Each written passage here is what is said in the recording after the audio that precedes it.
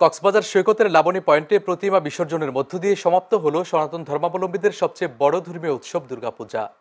লাখো মানুষের পদভারে মুখরিত ছিল বিশ্বের দীর্ঘতম সমুদ্র সৈকত। কক্সবাজারের লাবণী পয়েন্টে হাজারো ভক্ত, অনুরাগী আর পর্যটকের উপস্থিতিতে দেবী দুর্গাকে বিদায় জানানো হয় সমুদ্রের বুকে। বাজতে থাকে শঙ্খধ্বনি আর ঢাকের তাল। এদিকে লক্ষাধিক মানুষের নিরাপত্তায় আইন শৃঙ্খলা বাহিনী সর্বাত্মক প্রস্তুতি গ্রহণ করে। প্রতিমা বিসর্জনের সময় পুরো সময় জুড়ে সৈকতে ছিল কড়া নজরদারি। বিদায় নিলেন দুর্গা, শেষ হলো 5 দিনের আনন্দ উৎসব। ভক্তরা জানান, প্রতিমা বিসর্জনের এই মিলন মেলা আবারও প্রমাণ করল ধর্মীয় সম্প্রীতি ও সামাজিক ঐক্যের শক্তি।